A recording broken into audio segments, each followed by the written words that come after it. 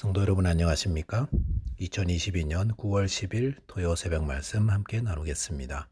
함께 나누실 하나님 말씀은 창세기 21장 22절에서 34절까지입니다. 본문은 아비멜렉과 아브라함 간의 언약을 맺은 사건이 기록되어 있습니다. 본문을 통해서 성도는 하나님과 동행하는 삶을 살아야 함과 받은 은혜를 통해 하나님에 대한 지식이 자라가야 함에 대해 묵상하겠습니다. 첫째 묵상할 내용은 성도는 하나님과 동행하는 삶을 살아야 한다라는 것입니다. 본문 22절에 보시면 그때 아비멜렉과 그 군대 장관 비골이 아브라함에게 말하여 이르되 내가 무슨 일을 하든지 하나님이 너와 함께 계시도다 라고 하였습니다.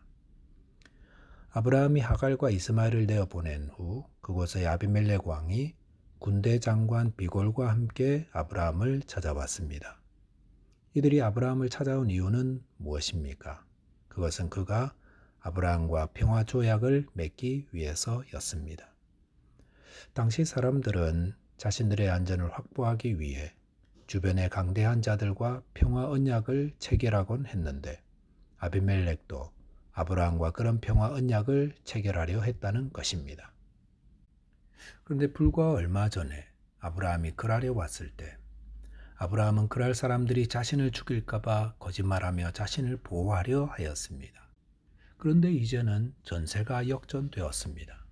이제는 그랄 사람들이 아브라함을 두려워하게 되었습니다. 그래서 저 아브라함이 어느 날 자신들을 공격해 오지 않을까 염려가 되어 그곳 왕 아비멜렉이 군대 장관과 함께 아브라함을 찾아와 평화 언약을 맺자고 요청했던 것입니다.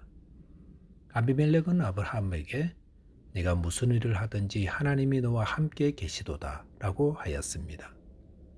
아비멜렉이 왜 이런 말을 한 것입니까?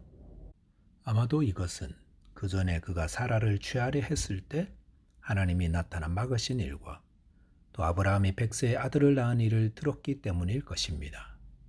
그래서 아비멜렉이 보기에 아브라함은 모든 해로부터 하나님이 지켜주시고 또 그의 길을 하나님이 형통하게 열어주시는 분으로 보였다 할 수 있습니다. 그러니 아비멜렉이 생각하기에 저 사람은 함부로 대할 사람이 아니라는 그런 두려움이 생긴 것 아니겠습니까? 본문을 보면서 우리 성도들도 세상에서 이 아브라함과 같아야 한다라는 생각을 하게 됩니다.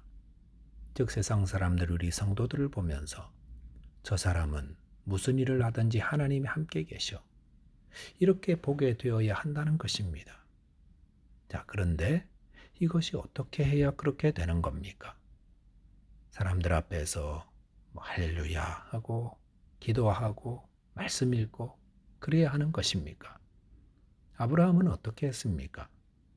창세기 12장부터 지금까지 보면 저희가 살펴본 바에 의하면 아브라함이 세상 사람들 앞에서 보여주려고 했던 것은 아무것도 없었습니다. 다만 아브라함은 하나님의 언약을 붙들고 하나님을 의지하며 또 무슨 문제가 있으면 늘 하나님의 인도하심을 받고 그리고 순종하였습니다. 하갈과 이스마엘로 인해 깊이 근심될 때에도 아브라함은 하나님의 말씀을 따라 순종하였습니다. 이런 삶이 바로 하나님과 동행하는 삶입니다.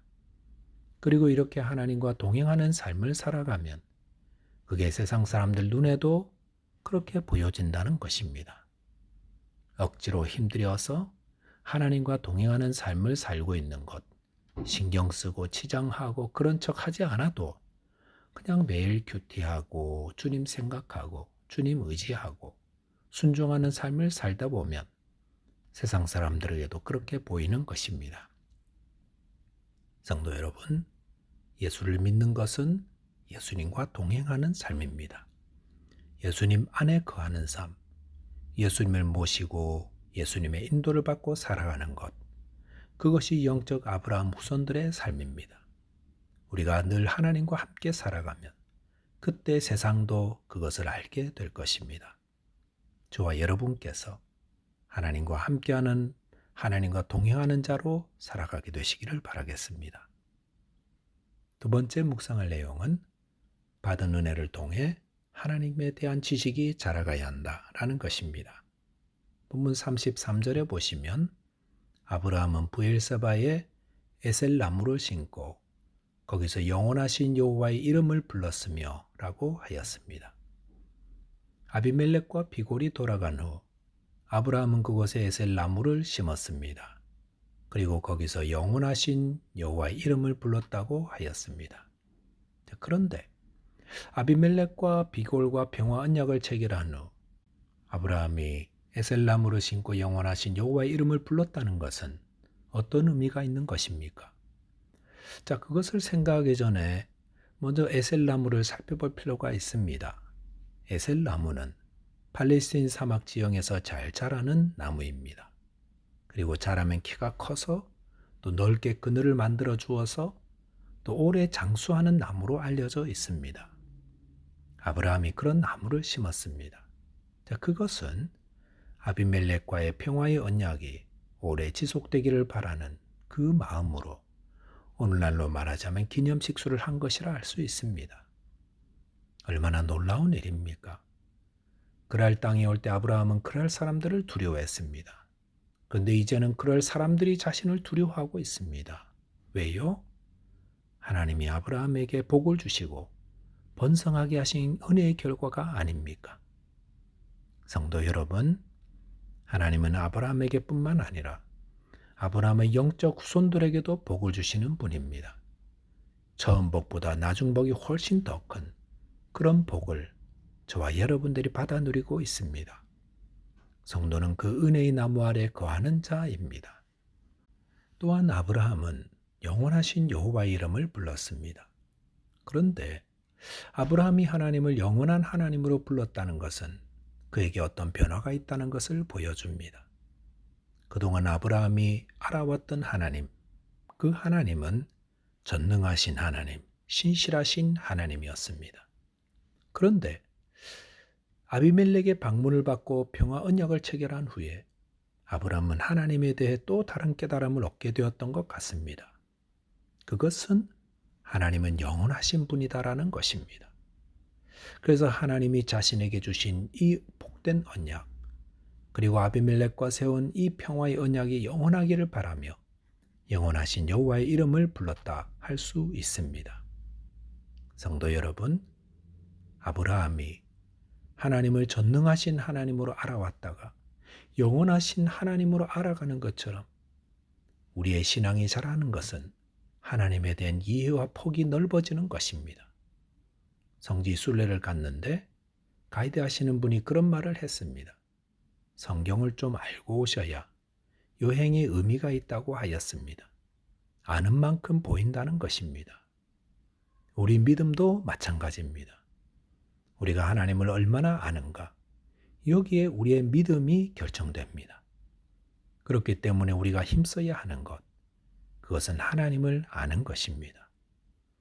베드로는 베드로 후서를 마치면서 3장 18절에서 오직 우리 주 곧 구주 예수 그리스도의 은혜와 그를 아는 지식에서 자라가라 라고 권면하였습니다.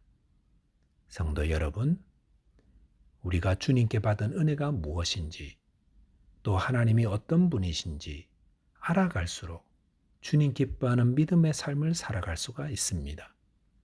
저와 여러분께서 받은 은혜를 되돌아보며 또 하나님이 어떤 분이신지에 대해서 더 배우면서 신앙의 진보를 통해 하나님께 영광 돌리게 되시기를 바라겠습니다. 말씀을 정리하겠습니다. 성도는 하나님과 동행하는 삶을 살아야 합니다. 그리고 받은 은혜를 기억하고 이를 통해 하나님을 아는 지식이 자라가야 하겠습니다. 기도하겠습니다. 하나님 아버지, 아브라함처럼 저희도 날마다 주님과 동행하는 자 되도록 인도하여 주옵소서. 또 받은 은혜를 통해 하나님을 알아가는 지식이 더욱 자라가게 도와주옵소서. 예수 그리스도 이름으로 기도하옵나이다. 아멘. 오늘도 주님과 동행하며 믿음으로 승리하는 하루 되시기를 바라겠습니다. 감사합니다.